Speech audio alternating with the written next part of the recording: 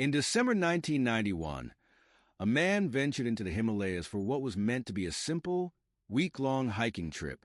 However, when the week passed and he hadn't returned, his absence marked the beginning of a grueling and unforgettable ordeal. Over the following weeks, he faced unimaginable challenges, surviving one of the harshest experiences ever recorded in the region. This is his chilling story. Viewer discretion is advised. Back in September 1990, James Scott, an Australian medical student, took a moment to compose a letter. Once finished, he carefully sealed it in an envelope and sent it to an unexpected destination, Nepal. At that time, Nepal was considered one of the least developed nations, often referred to as a third world country. But for James, this made it the perfect place to spend his medical elective period, as he aspired to help communities in need before graduating. After posting the letter to a hospital in Kathmandu, James waited eagerly for a reply. Days turned into weeks, and then months, but no response came. While he was discouraged, James refused to let this stop him. A year later, he decided to take matters into his own hands. With a plane ticket in hand, he convinced his close friend Tim Hooper to accompany him to Nepal. His plan was simple: to personally approach the hospital and request a chance to complete his elective period there. To his surprise, just before his departure, a letter finally arrived from the hospital. It was the opportunity he had been waiting for. They had approved his request to start his elective period in December 1991.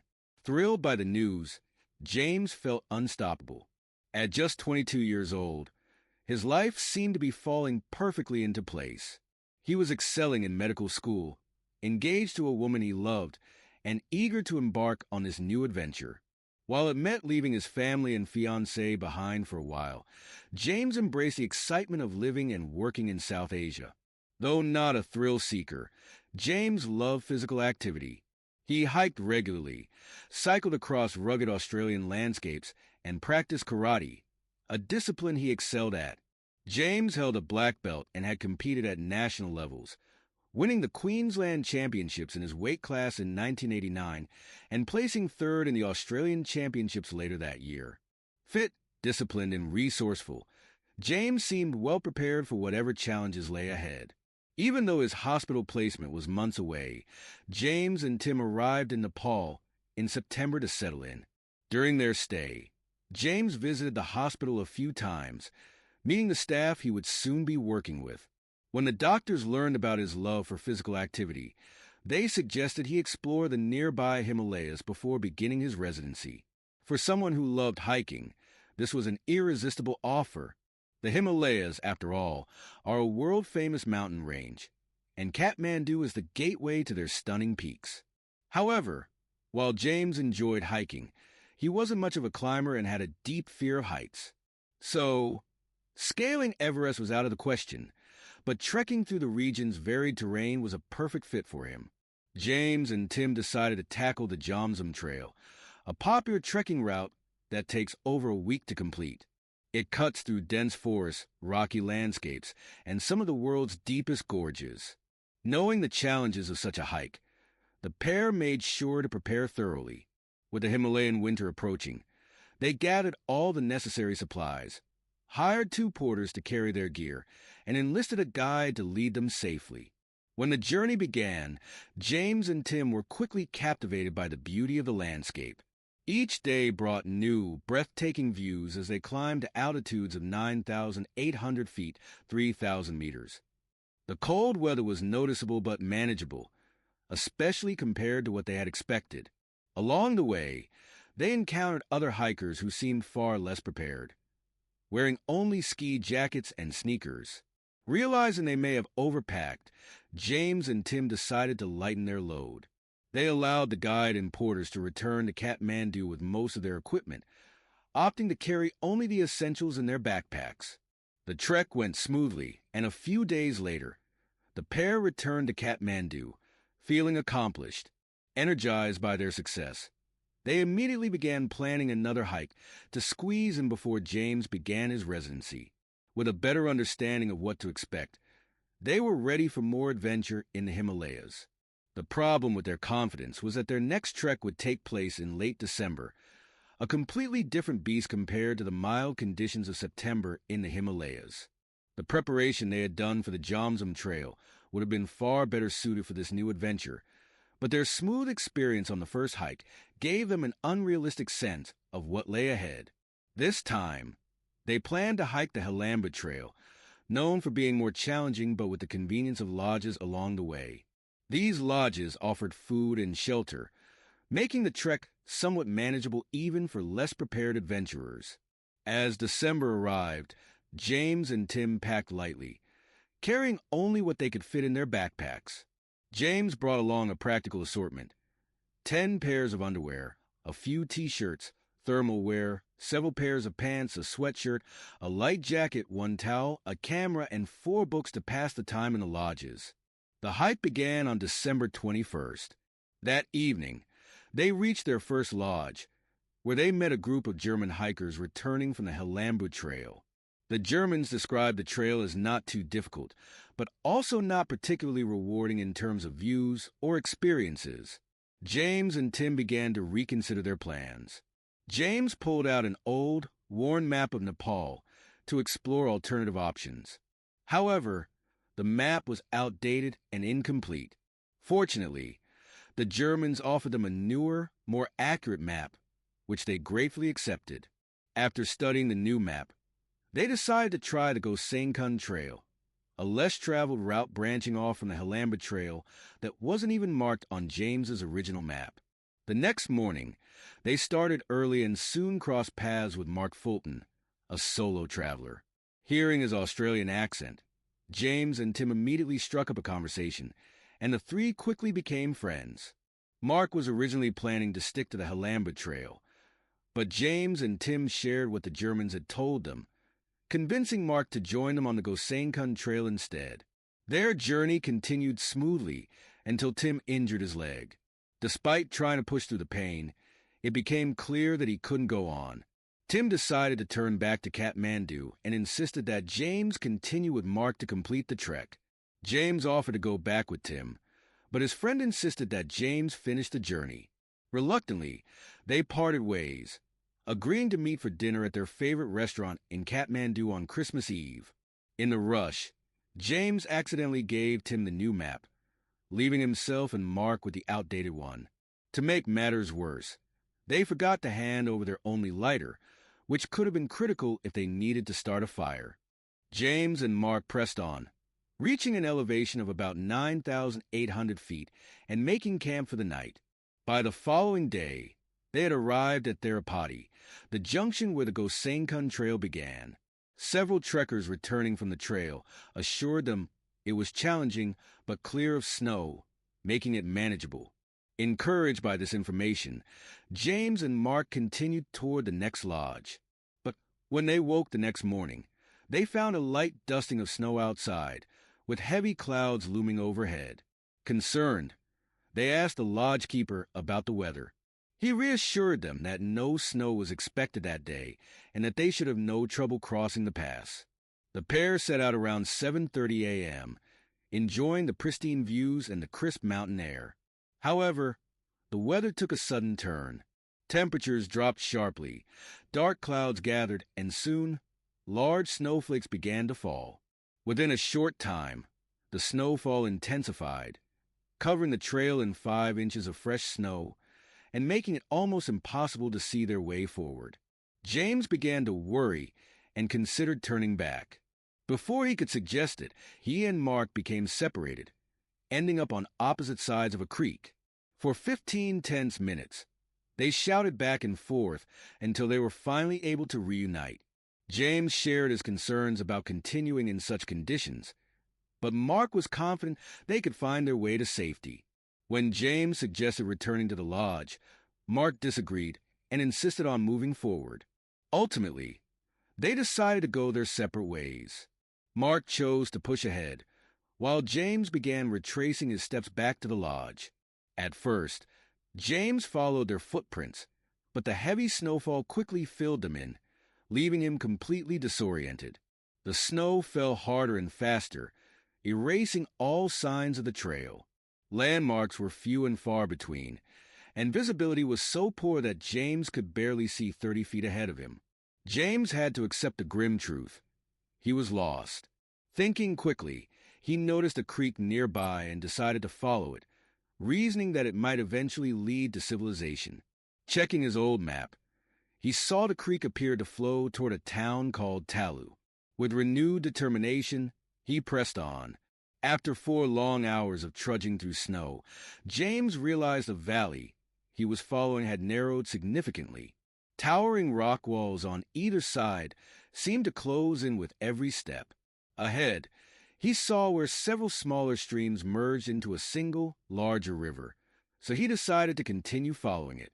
But soon, his path came to an abrupt end, a towering waterfall. Standing at the edge, James peered over and estimated the drop to be around 100 feet 30 meters. Descending was impossible, and retracing his steps offered no guarantee of safety. That left him with only one option: climbing up. Although James wasn't a climber, he decided to scale the rocky walls, hoping to rise above the clouds and wait for the weather to clear. Over 2 exhausting hours, he painstakingly pulled himself from ledge to slippery ledge, often relying on his fingers to cling to the rock. When he finally reached the top, completely drained, he collapsed. Luckily, he found a rocky overhang that offered some shelter. Drawing on his medical training, James knew he had to address his hypothermia. Though it seemed counterintuitive, he stripped off his wet clothing, dried himself with his towel, and changed into dry clothes. He understood that staying dry was critical to survival. With his sleeping bag pulled tightly over his head, he settled under the overhang and tried to sleep. The next morning he set off again, desperate to find a way out. He located another creek to follow, but the snow was now so deep that walking was agonizingly slow. After 2 hours, he had barely covered a kilometer. The gully he was in had shallower walls than before, but they were slick with ice and snow. Whenever he tried to climb out, he would slide back down to the bottom. By late afternoon, completely spent, James found another overhang to shelter under. Once again, he dried himself and changed into his last set of dry clothes. That night, shivering worse than before, he felt his body giving up. Certain he wouldn't make it, James wrote a farewell letter to his family, apologizing for the pain his disappearance would cause. He tucked the note away and lay down, prepared for the end. Meanwhile, in Australia, James's family received devastating news. 5 days after James was supposed to meet Tim for dinner in Kathmandu, Tim sent a fax to James's parents, informing them he was missing. When James's sister Joan Robertson learned of this, she was overwhelmed with panic. Her first instinct was to fly to Nepal immediately, but the Australian Foreign Affairs Department advised her to stay put and instead contact Carl Harrison, a mountaineering expert in Kathmandu, to lead the search. Carl and his team began searching the area the next day, but updates were scarce. Days turned into weeks, and Joan frequently called the Foreign Affairs Department for news. Finally, on January 2, 1992, there was a breakthrough. French-Canadian trekkers reported seeing a solo hiker matching James's description. Joanne was overjoyed and immediately called her parents to share the news. But as days passed with no further developments, hope began to waver. On January 7th, she could no longer wait and boarded a flight to Nepal. By then, James had been missing for 16 days. In the mountains, James was enduring unimaginable hardship. With no food or fire, he survived by eating snow. Realizing he couldn't walk out of the wilderness, he resolved to wait for rescue or until the snow melted in spring, months away. He meditated on karate techniques to keep his mind sharp, but his body was failing. His feet turned blue, and even stabbing them with dissection scissors elicited no sensation. He feared he might lose them if he survived. One night, James awoke to a terrifying sound: animal screams. Looking out, he saw a Himalayan black bear about 100 feet away. In a moment of despair, James shouted at the bear, almost inviting it to end his suffering. To his surprise, the bear retreated, For the next 5 nights, James heard the bear nearby, bracing for an attack that never came. Rescue efforts faced countless challenges. Teams were turned back by the harsh terrain and worsening weather. Some rescuers even got lost themselves. Joan tracked down the French-Canadian trekkers, but one of them cast doubt on the sighting, recalling a German hiker who matched the description. This revelation crushed Joanne's hopes. Desperate, Joan sought advice from a Buddhist Lama. The Lama studied a map and pointed to a triangle-shaped area, insisting James was there. Experts dismissed this as impossible, but the Lama stood firm. Around the same time, Mark, James's former trekking partner, revealed he had last seen James near the triangle on the map. This shifted the focus of the search. After 30 days, James spotted a helicopter overhead. He waved his sleeping bag frantically but wasn't seen. Utterly defeated, he resigned himself to death. On the 42nd day, another helicopter appeared. James waved again, collapsing from exhaustion, but this time, the rescuers noticed him. On the 43rd day, a rescue team reached James on foot. He was skeletal, barely recognizable, but alive. Against all odds, he had survived. The rescuers were astonished, and the Lama's prediction had proven correct. James was airlifted to safety, reunited with Joanne, and began the long road to recovery. James's reunion with his sister Joanne was nothing short of heart-wrenching. Joanne barely recognized the man stepping out of the helicopter. The once athletic, confident figure of her brother had been replaced by a frail, thin shadow of himself. His clothes were shredded, his face was gaunt and unshaven, and his hollow eyes reflected the unimaginable ordeal he had endured. As soon as James stepped onto solid ground, Joanne ran to him, throwing her arms around him in an embrace that neither of them wanted to let go of. Relief, gratitude, and sheer disbelief filled the air as they held onto one another. For James, this was just the first step in a long road to recovery. He was rushed to a nearby hospital, where medical staff began addressing the severe damage his body had sustained. Malnutrition, frostbite, and sheer exhaustion had taken their toll, leaving him too weak to even stand. He spent the following weeks slowly regaining his strength, though his spirit remained remarkably positive. James's gratitude for simply being alive and surrounded by loved ones gave him the resolve to keep pushing forward. The story of James's survival astonished everyone who heard it. Experts in both medicine and mountaineering marveled at how he had managed to last 43 days in the unforgiving Himalayan wilderness, with no food, no fire, and minimal supplies. James credited his survival largely to the mental discipline and resilience he had cultivated through years of karate training.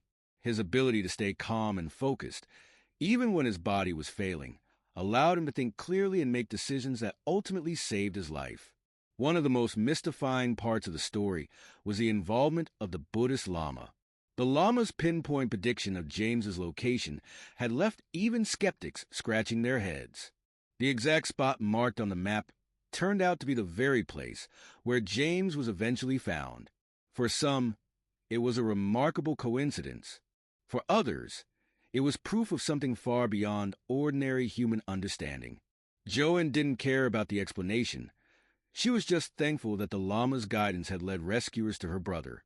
James's ordeal quickly became an international story, capturing headlines and inspiring people around the world.